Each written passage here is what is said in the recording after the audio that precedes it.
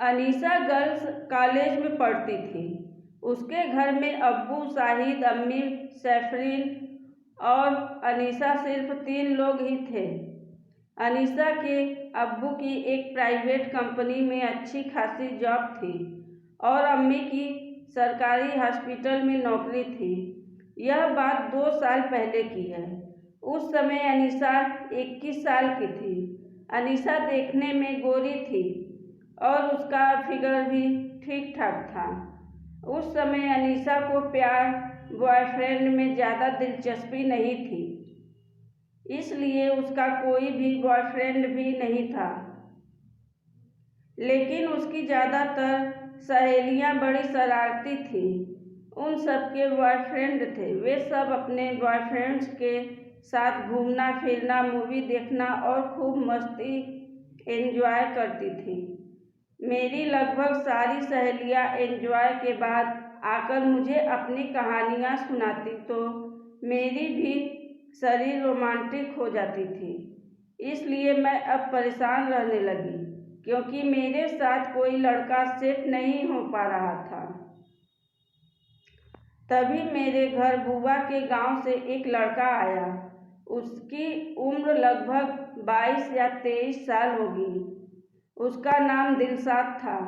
वह देखने में काफ़ी स्मार्ट था। वह मेरे अब्बू से बोला, मामू मैं इसी शहर में पढ़ाई करूँगा, आप हमें एक सस्ता कमरा दिलवा दो, क्योंकि वह बहुत ही गरीब घर से था। मेरी बुआ अब्बू से उसके बारे में सब बता दी थी। अब जबकि मेरे पास कोई रास्ता नहीं था तो मैं लगभग रोज उसे देखती और मुस्कुराकर इधर उधर की बातें करती। अब दिलशाद भी धीरे धीरे खुलकर बातें करने लगा था। वह भी हमें पसंद करने लगा था और मैं तो उस पर दिलो जान से फिदा हो गई थी। फिर एक बार वो दिन आया जिसने मेरी जिंदगी बदल दी। दोपहर के समय अम्मी घर पर नहीं थी और उस दिन अब्बू ऑफिस के काम से बाहर गए थे। दिलशाद के आने की आवाज़ सुनकर मैं अपने रूम से हॉल में आई तो दिलशाद अपने कमरे में चला गया था। अब मेरा मन हुआ कि मैं दिलशाद से बात करूं तो मैं उसके रूम में जाने लगी। अब जैसे ही मैंने रूम का दरवाज़ा खोला तो देखा दिलशाद एक तौलिए लपेटे हुए था। मैं उसे देखकर जाने लगी। तभी दिलशाद ने मुझे देख लिया और पूछा, अरे अनीसा क्या हुआ? मैंने कहा, कुछ नहीं दिलशाद, बस तुमसे ऐसे ही मिलने आई थी। तो दिलशाद ने कहा, फिर जा क्यों रही हो, बैठो। मैंने भी सोची कि चलो कुछ देर बैठ जाती हूँ। पहले तो मैंने सोचा कि दिलशाद के साथ बैठना ठीक नहीं है, लेकिन फिर ये लगा कि सिर्फ बैठी ही तो रही हूँ, कौन सा कुछ गलत कर रही हूँ। फिर मैं बैठ गई थी। तब दिलशाद ने पूछा, हाँ बताओ अनीसा, तुम्हारा कॉलेज कैसा चल रहा है? इधर मैं बस उसे ही देखे जा रही थी। तो दिलशाद ने फिर से पूछा तो मैंने बताया सब ठीक चल रहा है। फिर दिलशाद अलमारी के पास पहुंचा। वे शायद कपड़ों के लिए गया था। अलमारी बंद करते समय उसका तौलिया दरवाजे में अटक कर गिर गया और जैसे ही उसका तौलिया गिरा तो दिलशाद ने जल्दी करते हुए तौलिया को उठाकर दोबारा से अपनी कमर पर बांध लिया। मैं भी थोड़ी शर्माने की एक्टिंग करती हुई वहाँ से निकल गई। दिलशाद के कमरे सीधे अपने कमरे में आकर लेट गई। अब मैं थोड़ी देर बाद जब बाहर निकली तो देखा कि दिलशाद ड्राइंग रूम में बैठा हुआ था। अब मैंने तरकीब खोजनी शुरू कर दी कि कैसे दिलशाद को अपने करीब किया जाए। अब मैं दिलशाद से पहले से ही बहुत खुली हुई थी। कुछ समय पहले तक तो हम साथ में खूब मस्ती किया करते थे। मैंने सोचा कि वहीं से शुरुआत की जाए। मैं दिलशाद के पास जाकर बैठ गई। दिलशाद ने कहा, अभी थोड़ी देर पहले जो हुआ उसके लिए सॉरी। मैंने कहा, कोई बात नहीं दिलशाद। यह कहते हुए मैं मुस्कुरा दी। फिर मैंने दिलशाद से कहा, दिलशाद अब तुम पहले जैसे नहीं रहे। दिलशाद ने कहा, क्या हो गया मेरी जान को? मैंने कौन सी गलती कर दी? मैंने कहा, अब तुम मेरे साथ पहले की तरह मस्ती नहीं करते हो। ऐसा कहकर मैं दिलशाद की गोद में बैठ गई। दिलशाद ने भी मेरी कमर में से हाथ डालकर पेट पर दबाव डालते हुए मुझे पीछे को खींच लिया और दिलशाद ने कहा, आज मेरी जान बड़ी मस्ती के मूड में है।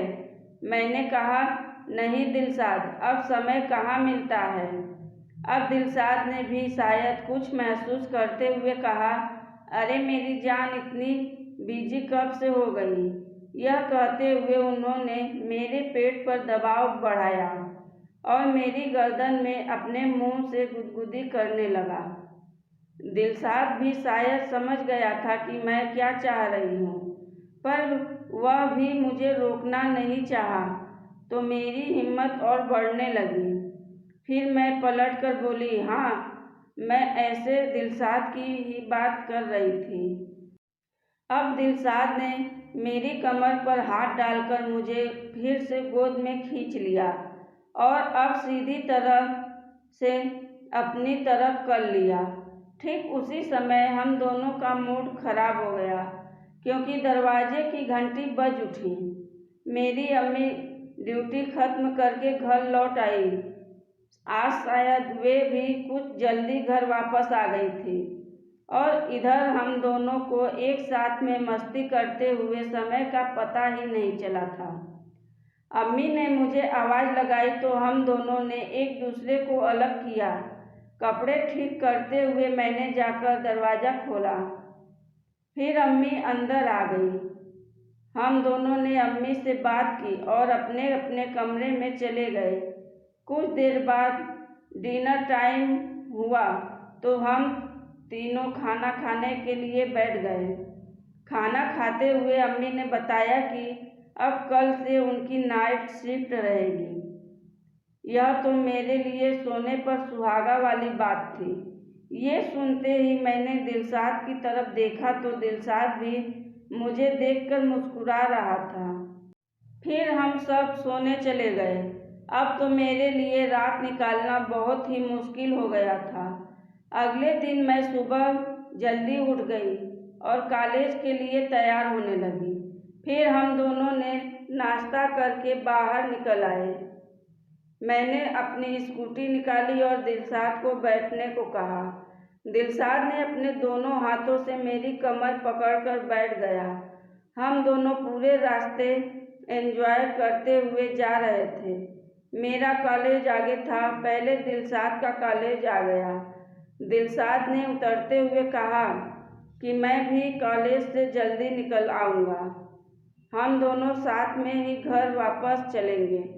मैं ओके कहकर दिलशाद को बाय कहा और कॉलेज निकल गई।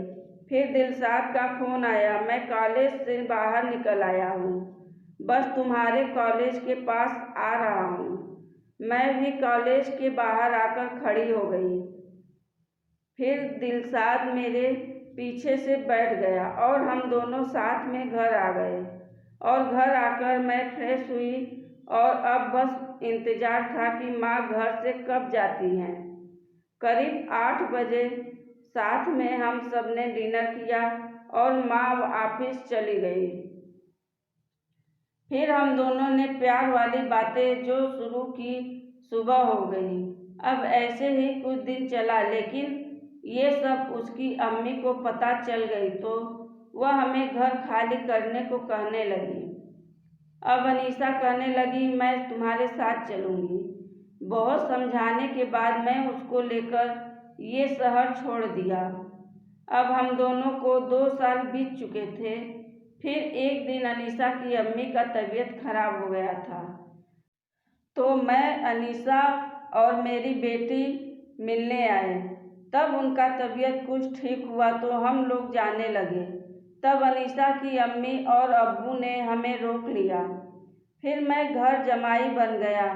फिर हम लोग खुशी खुशी रहने लगे। धन्यवाद।